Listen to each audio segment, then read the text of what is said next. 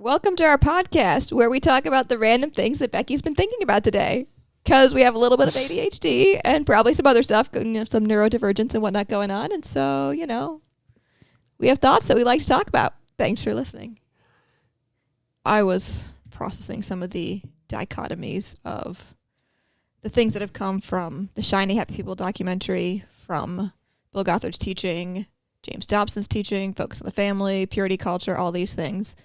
Like, I think a lot of it came from Christian parents being like, we don't want our kids to have sex outside of marriage because that's like the worst sin ever. So how can we protect our kids from that? And so Gothard and all these people offered parenting advice to beat your kids into submission so they're good, compliant, obedient children who won't sleep around. But in the process, these good, compliant, obedient children are like easy targets for sexual abuse by Bill Gothard. So just kind of the dichotomy that like parents wanting to protect their kids from choosing sex outside of marriage set their kids up for sexual abuse. And like if I had an option between the two, I would prefer to choose to be sexually active rather than to have that taken from me through sexual abuse or rape or anything like that. I think I would prefer to have a choice. Yeah, I would suppose you think but, that's a choice. Yeah, I don't know. Some people in the world choose to have sex. Yeah. But that's terrible. So let's set our kids up to be sexually abused instead and then hide the abuse. Well, and then it's a shame, right? You've been so... Yeah. Well, even in church culture, if I had chosen to have sex, I would have a lot of shame with that too. Yeah, I think I had shame even having sex after marriage. Like we didn't have sex until we got married. And then there's still shame because it's so deeply instilled in purity culture that purity and virginity are all the same thing. And when you get married and have sex, you lose your virginity and you're like no longer pure. And sex is a sin unless you're married, then it's magically not. And it's just all very complicated. You've had this thing that made you godly taken away, even though you're still just as godly. Really, there's no shame in any of it. But yes, there is a dichotomy of the whole thing, right? You're so afraid of your kids going to hell, sinning, that in order to alleviate your fear of something happening that might take them away, you choose to take control, and which ends up pushing them away. In some regards, parents are abusing their children to protect them from being abused. Well, then they still get abused. Why is there a colloquialism, the expression, beat the hell out of the kid, right? What are we doing? Well, we don't want them to go to hell. I was thinking about this morning, right? We're so obsessed with, well, at least Christian culture, hellfire and brimstone. We've become, the teaching has caused an obsession with not going to hell, right? Yeah. It's everything you don't want to happen. And fear and anxiety about, I messed up, am I going to go to hell now? Yeah. Hell is this bad, terrible place. And nobody wants, hell on earth, right? Yeah. Nobody wants to experience that. But we then cause hell on earth to protect our kids from going to hell. We cause hell because it's better to abuse your child to prevent them from going to hell, to control their behavior so they don't sin, so they... they're good, compliant, and then they're easy to control. And I've said this too. If your kids are good, that's a reflection on you as a parent. Like, I'm a good parent. Look at how good my kids are. And if someone's kids are bad, then we can judge them. Like, okay, well, clearly they're bad parents. That's why their kids are, sinning or whatever. But I also heard this phrase when I was a kid. There's a black sheep in every family, or every family has a black sheep, or something like that, which is almost like this, I don't know if caveat's the right word, but like a disclaimer. If the kids are bad, it's the parents' fault, except for... every family has that one black sheep who's just predestined to go off the deep end regardless of how perfect their family is and how good their parents are. It's like this funny, like, just in case. It's a cop-out, yeah. It's also very racist. The black sheep. I honestly don't know where the colloquialism comes from. I don't know either. We just talk about the black sheep. There are white sheep and there are black sheep and maybe there's even brown and gray. I don't know what color sheep are. I don't have sheep. They're all white. No, they're not all white. They're apparently not all white. Yes. I don't know. Anyways. I'm not an animal expert. But the thought of like every family has a black sheep. I'm like, well, what if the synonym for that is every family has a scapegoat that we put all the blame on and all the responsibility for the family's dysfunction goes on this one person. That's literally, to some regards, that's what it is. Well, certainly. I never heard this expression because I'm the only kid. So we had no black sheep because I was the only one. I remember when I heard that, like looking at my sisters and I'm being like, not it. You're right. I'm not Judas. Yeah. Exactly. Although, it's also possible, depending on parents' perspective, like, when someone in the family speaks out about the abuse, the cycles of abuse that are happening, and when someone steps out of line and actually speaks about it, maybe that also makes them the black sheep because they've now exposed the secrets that we're all supposed to be sweeping under the rug and ignoring. And it's almost as if because that person spoke out, it made it real. Well, yeah, like the abuse is a secret. It's not happening until someone blows the whistle on it, and then it's like that person's fault for speaking out. I mean, if the family can't adjust. When our daughter got a diagnosis, I kind of was blaming the doctor for giving her this diagnosis. And then it's like, no, it's not the doctor's fault. Our child has this health problem. The doctor's the one who gave it a name, so now we can help fix it. But I feel like that's what happens in families with abuse is when someone speaks out and says what's happening, all the blame goes on. They're the black sheep. Well, sure, they disrupted the norm. It's like, well, no, they're the one who gave a diagnosis to the problem, so now we can actually stop ignoring it and maybe do something about it. Or not.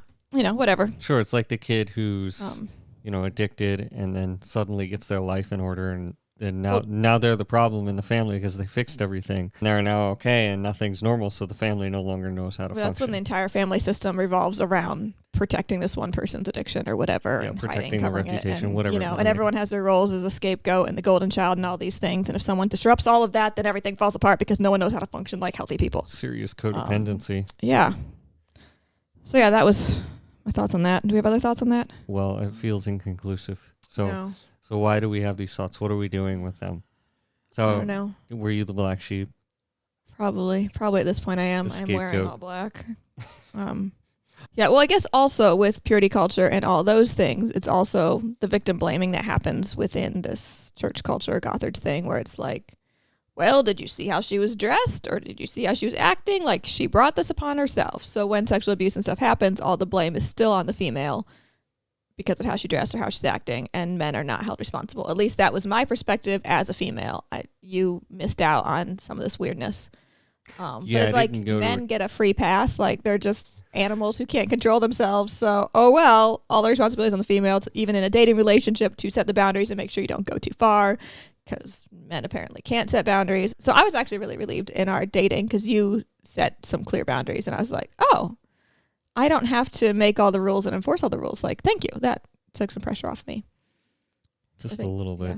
A little bit.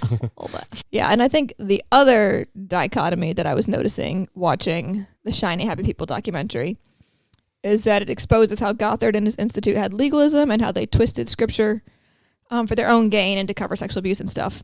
But at the same time, like, the documentary kind of uses the same tactics that Gothard uses and takes pieces of interviews and presents them in such a way as to further their own agenda. So in some regards, like, I'm wondering the victims and the survivors and all these people who shared on the documentary, like, how do they feel about it? Because I'm sure they had much longer interviews than what you see. Oh, absolutely. So do they feel like their stories were heard and they're well represented, or do they feel like the documentary just took a piece of my story in order to say, all Christians are bad, all homeschoolers are bad? I mean, because I think we've said this before. It's exposing a cult, which a cult takes the scripture and twists it and doesn't follow the actual Bible. And this is where I get confused with the whole fundamentalism, evangelicalism. I don't know what all those things mean. I like the word legalism because I know what that means. And to me, that means there's the Bible and then there's all these man-made rules added on top of it that aren't necessarily biblical, and twisting scriptures to, further their own agenda or whatever. Well, sure, if we can fit, we want to serve our ego, right? The whole point, and so they take the scripture, especially in Bill Gothard's case, right? He was using it. A lot of teachers are men, so they are teaching from a man's perspective, view. The story of Rachel and Leah. Abraham, Isaac, was it Jacob? Is that who it is that wants to marry Rachel? I don't know. I haven't touched. So he works for like 7 years to marry Rachel, but he gets tricked into marrying Leah, and then it's like God feels sorry for Leah and says, through your offspring is Jesus, which I always felt like, why did God choose Leah? Because Rachel is the favorite one. Rachel's the better one. Like, I was always on Team Rachel reading that story. And I was actually reading our daughter's children's storybook Bible that I think for the first time I saw it from a female perspective. Leah got forced to marry this guy who, I don't know if either of them wanted to marry him, but he at least liked Rachel. So I would assume she wanted to marry him. He was tricked into marrying Leah. So it's like she's kind of a victim of her dad's trickery, forced to marry a guy, and then there's all this competition of who has the most kids. And I think it was the first time I saw it as like Leah's kind of a victim in all this, and like, oh, I actually kind of feel bad for her instead of being like, well, she's the less favorite. She wasn't as pretty as Rachel, so too bad for her. It's like, oh, interesting. When the Bible is taught by men, we don't think about these things. The same thing with like Bathsheba. Well, it's all her fault for taking a bath on the roof. I'm like, I think that's just how the culture was back then. That's what you did. Bathroom was on the roof. Just because David saw her didn't mean he had to go basically like kidnap her and kill her husband and rape her. That's not her fault. Like, David is the one who's like, I don't know, I guess maybe when men preach scripture, they like to put the blame on the women. I don't know. I've heard there's lots of other Bible verses that I'm probably not aware of that get preached wrong, that people who've been abused are triggered by because the blame is on the women again. Well, sure. I mean, I recently read a comment that the Bible is the most violent book, and how could you right? Right. So it's a perspective of receiving scripture from nothing but an abused perspective. Right. This was used to, justify spanking and abusing a child. So you feel like, oh, here's a book of tyranny. This was used by the Gothards to sexually abuse. Okay, it's another set of scriptures used to abuse me as a woman. So it's seen as the book teaching men how to abuse women. Yeah. Essentially, that's what Gothard did. If the actual toxic white masculinity, I guess you don't have to be white, but, toxic masculinity, that's what it is. If they take a hold of Gothard's teaching and run with it, then some men missed out on the memo that you could be abusive and get away with it. Did you know that? Don't read his teaching. You don't need to know about it. Most men missed out on being able to. I mean, this is to justify abuse. This serious egotistical. This is our discussion the other day about faith that I don't know where it fits amongst the whole narrative that we're releasing, but in that sense of like, it doesn't matter what religion it. I can go to any set of scriptures or non-scripture, any set of cultural traditions, and people will find ways to use power to control. Yeah.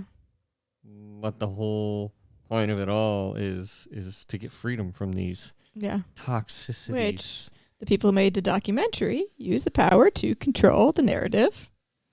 Right. Yeah. It's this wonderful build-up. Especially episode 4.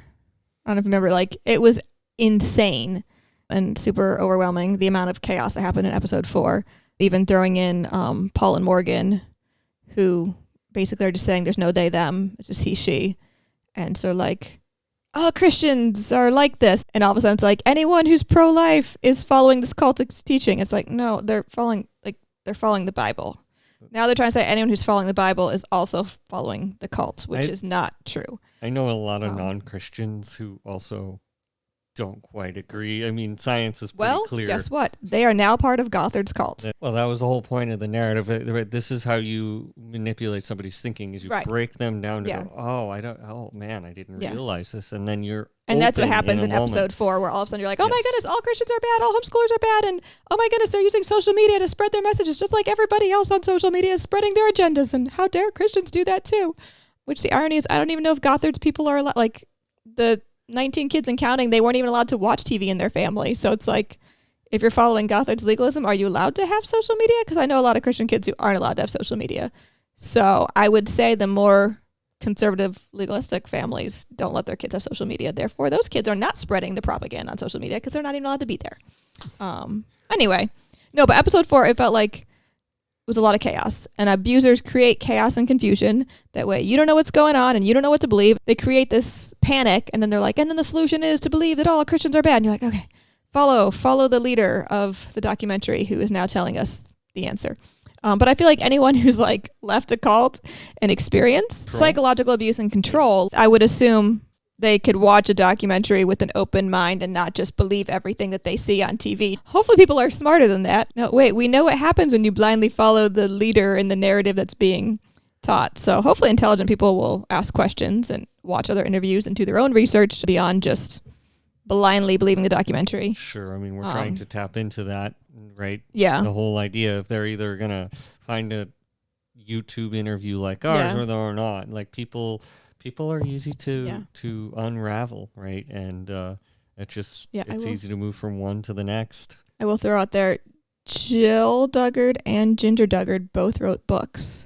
So I feel like if we want to actually hear their full story and not just the chopped up interview pieces, we should buy their books or listen to the audiobook whenever that comes out. Throw that out there. I would like the audiobook version. I would really appreciate that. And I think the other thing is they interviewed like the worst case scenario people were the ones who were on the interview. And maybe those are the people who are speaking out the most are the ones who've completely abandoned the faith and everything. Some of the Duggars don't seem like they... Yeah. They don't really make it clear, but they do make it kind of more clear, the people who've like completely left Jesus. Well, I mean, I know what it's like to abandon the faith. Right. But I would like to say it's possible to experience what I experienced and still... I know that what I experienced was scriptures twisted to justify abuse, but I know that's not actually biblical. And so I don't need to throw the baby out with the bathwater. I can still believe in God and the Bible without being the whole fundamentalist cult, evangelicalism or whatever. It's the disentangling that they talk about. Yes. Like I'm willing to bet that there are still some people who've experienced cultish things that have been able to disentangle the truth of who God is from all the lies and abuse that were mixed in with that. Whereas a documentary really only shows most of the people who've completely abandoned the faith. Probably. Deconstruction. Not even deconstruction, demolition. I mean, they talked about deconstruction. They did. A couple of the interviews. And one of the Duggar girls mentioned disentangling. Which apparently would be what I did. I left church for like 4 years. Yeah, you left church, but you didn't go as far to... No. I mean, I have experienced too much of the goodness of God to be like, no, there's no God. Like, I can't completely walk away from that. But I think in part, like, I didn't grow up completely indoctrinated in this cult. I feel like I grew up in do as I say, not as I do. And so I heard the truth of, like, we are saved by grace through faith and we don't have to earn it. And even though, like, my experience said that I do have to earn it, it was like, I lived in that dichotomy. But adulthood is more the separating, like, no, actually, the things I was taught, most of those things were correct, even though the things I experienced were twisted. Sure. And that's the disentangling. You moving to college was less fundamental than your household, which is funny about the college that you went to, because to me it's complete fundamentalism. Yeah, no tank tops, no shorts, no dreadlocks, no tattoos. Extremely conservative. Way so I guess you could say that now that I've left, I've completely gone off the deep end and I'm like full on in rebellion. Sitting here in a podcast, shorts, tank top, dreadlocks, tattoo. Yeah, it turns out you can just be a normal human being, not judgmental. Yeah. I think a lot of this is, a lot of people who teach the Bible, theologians, pastors, in my opinion, have completely lost the plot. And now we're teaching a whole bunch of nonsense. I mean, it's like playing telephone, where I say something to you and you say it to the next person, you say it to the next one. It's like people are preaching what they heard as a child and just keep preaching the same sermons based on what they heard the other person say to the best of their ability to remember and repeat it. I've been straying farther and farther from the truth. I've been handed a lot of Bible Band-Aids and given out a lot of Bible Band-Aids. Yeah. I had to rip it off. Anyway. Yeah. No, that's a lot. Yeah. I think it's coming back to the whole point of the context. I mean, I was rather impressed. I'm giving church a chance again, and to hear, somebody kind of go through women in the Bible and talk about how progressive in its time it was of empowering women. Right. And it totally broke down the narrative of controlling women and just a lot of the nonsense that we somehow teach, that women don't have their place and they need to be under. If men are the one teaching, they're like, let's just silence these women because maybe men don't like getting called out. Probably not. Because, I look at our own child. She wanted to do something. How I was raised was, you wouldn't like that. And so I don't want to repeat that phrase on her, but I'm more honest and was like, here's the thing. I tried that when I was a kid and I didn't like that. So I don't know that you're going to like it either. And she's just like, well, it's a good thing I'm not you. Good thing. Like, oh, okay. You can try it then.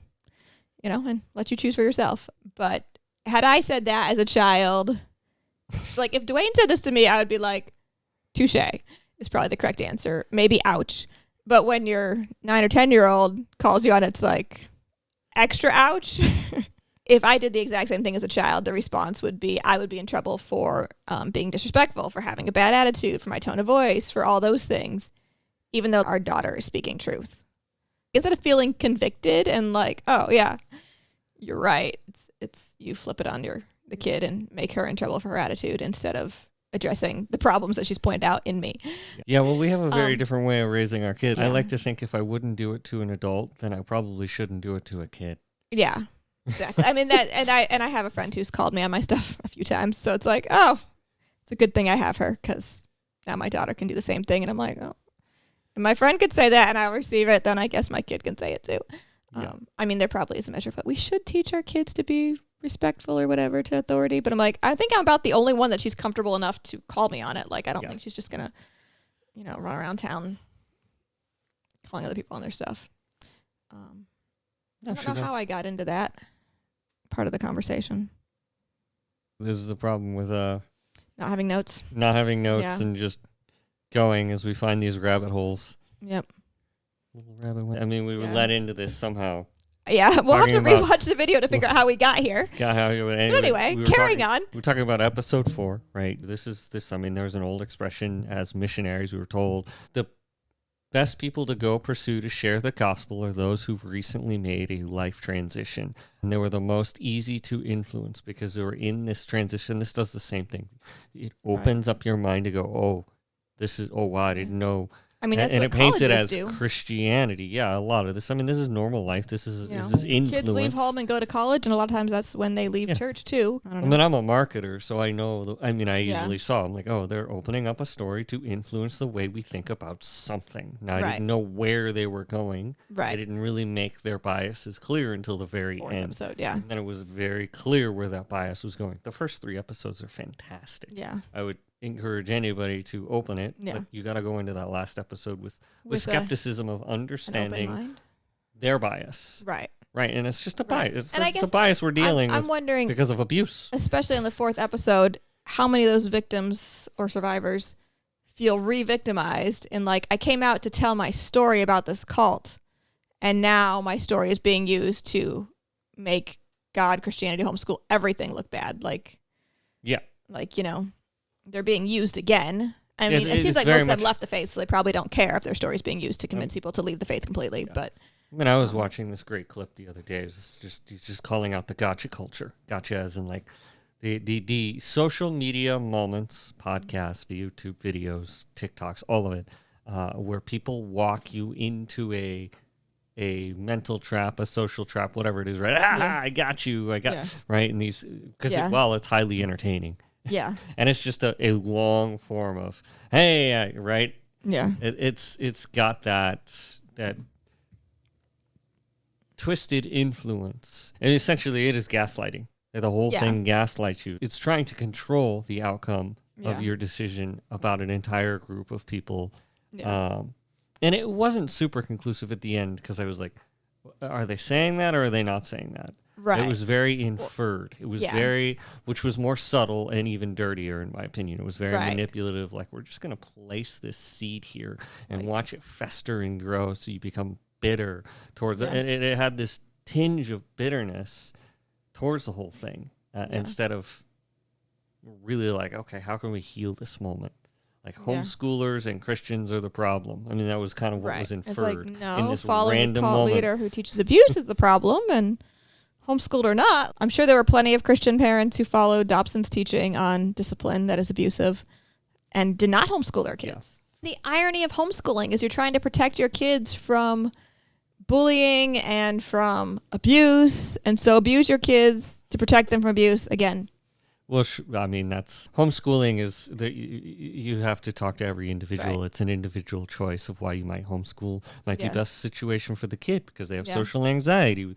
I mean, so or my older sister was in a wheelchair, so that's why we were sort homeschooled. Of the point of the whole thing is it paintbrushes. Oh, homeschooling bad. Send your kids to public school. This is the best place. Yeah, which is like abuse happens in public school too, but there might not be one specific cult leader in the public school system who is teaching all the abuse. In life in general and in the world, there are messed up people. Yeah. And abuse happens. Yeah. Stuff happens.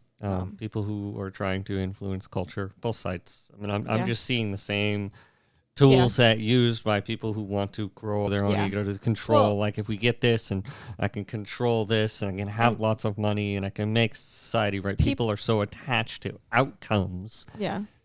But there are a lot of people who have left evangelicalism, fundamentalism, whatever, have gone all the way to legalize sexual abuse of children. There's a common phrase, like don't hit me over the head with your Bible, right? Don't cram your stuff down my throat, which I mean, I would feel that, like, I'm don't hit me over the head with your agenda, leftist, rightist, like either agenda. I don't want to be proselytized to. Yes. I want to choose what I believe. I want to slowly. I want to discuss. I want to, and I want to be compelled. But there is so much. And that's why I'm afraid to go to church again. But I think you said people who've left the community, the Christian community, have found refuge in the LGBTQ community. Oh yeah. Which, I mean, that's a failure on the church's part. They found refuge in the over as a whole, because the LGBT, the letters of which I can't even remember them all, have nothing to do with black community, but the black community and that community have got together along with the special needs community. So you find a lot of them over here because they all feel disanfranchised. Most women. Which I think at this point everyone... Well, almost everyone probably feels disenfranchised. You just got to go find your other community. Yeah. I mean, the more tribal we get with all of this, the more disunified and broken we become. We have no common ground of values, and this breaks it down even further. Now, I think that's just in part things coming to light about how cultish all these spaces are, how controlling. Right, in the end, it's this. And if you want to fit in this community, you have to follow this set of rules, and this community has this set of rules. And I think you point out the word cult, the word culture. Cult is the word of culture. And if you go to India, then having your ankles showing is super scandalous. Like every culture has its own set of rules. Yeah, cult is used as a colloquialism at this point of, oh, look at that cult over there. Yeah, it's like, no, it's a group of people who agree to follow a certain set of rules. There's a set of social expectations in certain environments. Obviously, where it's bad is when leaders up top control, manipulation, abuse, bad teaching, right? Breaking children down, breaking people down, money, right? Taking, it's a highly individual experience. Yep. So I mean, we were definitely my brain is somewhere still, with that. My brain's still going in circles just on the whiplash from shiny happy people. Yeah.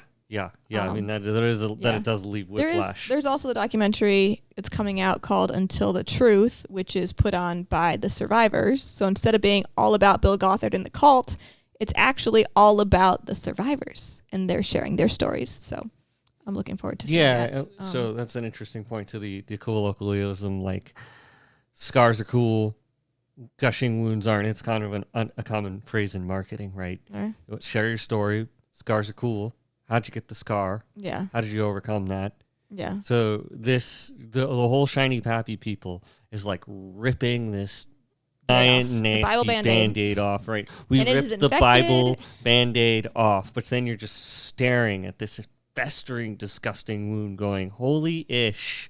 What the heck? Now what? Holy-ish.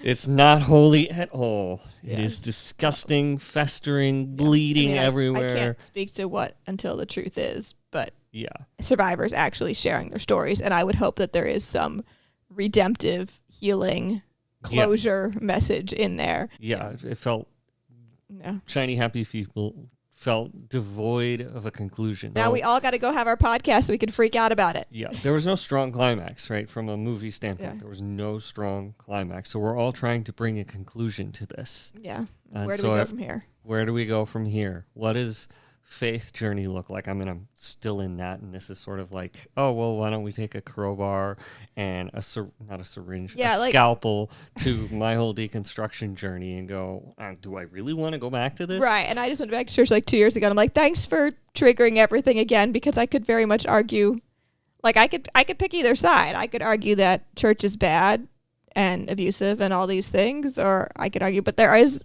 good.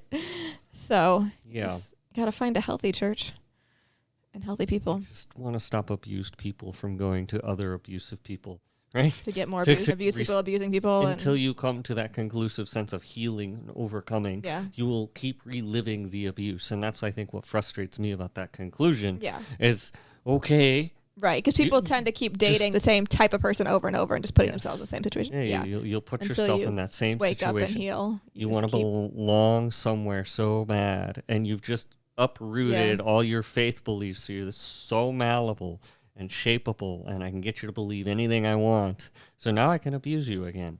Right? Yeah. So, I mean, even if you're deconstructing or taking that and going, I don't know if I can stay in the faith because it's like that, is this element of take it slow. You don't have to figure it out fast. The Buddha taught us to escape suffering was to detach, not apathetic. It's just, it doesn't need to be a specific way. And we need to learn to be okay with not having the answers. I think that's something I appreciate about Orthodox Christianity is they embrace the idea of mystery. That's something that evangelicals is they so often want to have all the answers that we forget that the mystery is one of the most beautiful things. Let's just make up answers. In that sense of mystery is the Buddhist phrase of detach. Let go of it needing to be a certain way, to having the answers, to having to belong somewhere. It's hard, right? This is where, all these personal growth tools come into play. But that's how you prevent yourself from getting manipulated again. Which I would say, I feel like the world is waking up, but it might just be the people I follow on social media. They're all waking up because I follow all the people who are therapists and counselors and disentangling and... There's certainly... So it feels like the whole world is waking up, but it might just be the algorithm. My think tank algorithm, exactly. You've been algorithmed into a group think. Which is the danger of the whole thing. This is why I go out of my way to find alternative ideas to at least explore. Yeah, if people see that I follow that person, they might think that I believe what they say or agree with them, so then I'm all conflicted. Well, you need to get to that point where you can ground your... I mean, I follow some people that bug me, and then eventually I unfollow them. Sure. I mean, this is why the algorithm's created. We get optimized time on social media by feeding you things you agree with, because when you're bugged, unless if you're one of those people, there's the rare one, but it picks up on that. It's like, oh, you like to enter into the conflict. Welcome to Twitter. Twitter's a war zone of ideas. Yeah. And Facebook is a nice place where you can go and stay in that lane, or you can go to Instagram and stay in I just want to see Lego. I just want to talk about my passion and not get pulled off. Lego, chickens, therapy, deconstruction, it's fun. Sensibilities. That's all. There's good places to go have hard discussions, and then there's social media, which is a crap show. Yeah. So where are the good places to go have hard discussions? Blah, blah, blah. Hard discussions? Yeah. Churches can be a great place if you find the right churches that are willing to discuss. You just have to know their bias, but a church's bias is very clear. Yeah. When there's that sense of apprehension as I go back into this. I've felt comfortable being agnostic and remaining, and nobody's pressuring me okay, this is where you're at. That's fine. It's a really cool experience to feel like I belong. We're in a very unique church. I think we have a lot of people that have left church or left ministry or missions and been burned out. So we have a lot of people who have had their season of I'm done. Hurting, healing, angry, done. Church wounds. But I'm here. Yeah. And work through their healing. So I think, because I know I'm I can't pressure you because I didn't like being pressured either. So. Yeah. I don't like people who are like, oh, I need you to go to church because I'm afraid he won't go to heaven. Yep. Long-form podcasts have been my place. In terms of where to go. That's not a discussion, but it does feed my mind. But podcast interviews where you talk to somebody. Where they're talking. Although I did that too. I started a podcast and I talk to people. We talk excessively about these things amongst ourselves. And let's record us talking and share it with the world so the world can hear us. It still doesn't feel like a conversation. It's still a monologue dialogue between us. At least we're having a dialogue that the rest of the world can eavesdrop on. Yeah. And I'm not entirely sure how they participate in this conversation. Because it's still, they're participating in their head. Right. They're going, oh, I don't agree with it. I like that. That was counter. But I listen to podcasts and I'm like, can you interview me for my feedback on the podcast I just listened to? Because I have some things to say about your podcast episode that I just listened to. So if you want to enter that discussion, this is how you do it. You start playing the game. Yeah. And you start reacting. The reaction channels. Yeah, and eventually you get in and people and they start talking and it's, it's funny. It's still the peons with 100 subscribers talking still about not a conversation. It becomes, here's a podcast that I watched. Here's what I think about it. That's what we're doing. It's a better. We watch Shiny Happy People. Now we're talking about it. And then maybe somebody else will talk back to us. And I'll say this, instead of watching Netflix and Hulu and movies, I watch Joe Rogan and Jordan Peterson and some you would know, that a whole variety of ideas. I just watched 10 different people that talked about Shiny Hat people. Yeah. Now I'm confused about who everybody is and what they believe and what they think, but I heard lots of people's opinions. So, to kind of give a conclusion of okay, it leaves this, you watch Shiny Happy People, it's inconclusive. Right, you do have to find that space. Don't go at it alone. Don't deconstruct alone. Don't shake it up alone. Don't just go believe the right or the left or the church, or you could just go to a whole bunch of different cults. Conversations, dialogue. You can do that in a bar. You can do that in a church. You can do that in a forum. I mean, it's not always easy to find people to talk deeper with. Yeah, that's the thing. Not everybody is ready to have a deep dialogue. It's really easy to find somebody who's super political, and all of a sudden you go from, well, I want to talk about these deep spiritual things, these deep philosophical things, and it becomes all MAGA or all I think this or all. We're in a divide and conquer kind of world right now where it's like everybody's on this side or that side. And what I'm finding actually frustrating is that, like, I'll find someone where it's like, we super agree on one issue, and you're like, this is really good, we're having a really good conversation, and then all of a sudden you bring up another issue, and it's like, oh, we totally disagree. And that's just really frustrating. Like, there's not a defined line of two sides. It's more like bubbles, the circles where they all overlap. And so there's people that you agree with and disagree with, and can we agree to disagree on certain topics, and maybe just stick with, having a friendly discussion about the things we agree on, and maybe have a friendly discussion about things we don't agree on. I don't know. Yeah. Well, we get so worked up about certain things because they're so fundamental to our beliefs, to our core world. Right, but everybody could have their own set of what fundamentalism is. Sure. But that's very poorly defined. Yeah, it is. It is. I mean, I still find the term fundamentalism slightly poorly defined. I think they might be talking about Christian fundamentalism. Sure. Which is still... different denominations probably have different things. This is why I'm like, let's just use the word legalism. I think I know what that means. Yeah, it's going to be the same thing. Legalism is going to be the same thing, but it's the set of rules for your culture. When I break that down into a semantic, and we use that in the, well, it's fundamental that you believe in a specific way and act in a specific way as a wife and as children to my faith reflecting to the rest of the church. And if you don't act, and thus the patriarchal ideas of my projecting downward, you must behave a specific way, and if you're outside of that behavior, I shame you, and I put that shame on display so the church knows as a man that I was not okay with this, and that she was under my control, and my children are under my control. And that's the thing. And that's fundamentalism. You either are shaming people, or you sweep it under the rug so nobody knows about it. It could go either way. Sweeping under the rug is still shame. You're not outwardly shaming people publicly, but under the rug, everybody's ashamed because they know the freaking elephant's under the rug. Yeah, the elephant in the room. It's obvious that the elephant is under the rug because the rug over an elephant is kind of ridiculous. Kind of obvious, yeah. It's a good picture of fundamentalism, Christian fundamentalism, Muslim fundamentalism. It's on every religion. The wokeism has a whole fundamentalism, right? But now the anti-woke are just as deeply fundamental, right? Because it becomes fundamental to their reality functioning. And so we have warring tribes. Yeah. Now it's, just full of people pointing and saying, bigot. Choose your word of display. Yes. But, right. Discrimination. And how do we break this cultish tribal behavior? I don't know. But I don't know. I like going to places and having discussion and just detaching from other people needing to believe just like I do. Yeah. Now it's easier because I'm deconstructing and I'm not entirely sure what I believe, but it feels good when I go to a church and nobody expects me to believe like they do. Like they're not attached to me fitting in the box in order to belong. Maybe there's not a box. Why is there a box? There shouldn't be a boxes are stupid. But boxes are stupid. But we feel comfortable in our box because we understand our box. And if I'm in my box and you're in your box and it's the same shaped box, then we can work together in this box because I don't have to figure it out. I can just operate. Some of that is for the sake of social norms. Yeah. But that gets into a whole nother philosophical discussion. It's been quite the complex conversation. We're in a complex situation. It was a complex 4-episode breakdown that left you with an inconclusive... that I'm now, 3 weeks into trying to, digest this? Yeah. Yeah. What were they trying to... What? Yeah. So... what did you think the conclusion of Shiny Happy People was? Where do you think we're going with this? What are your questions? What do you want to know? We got ideas. We don't want to talk deep. We want to have conversations. Thanks for hanging out with our Wonder Family.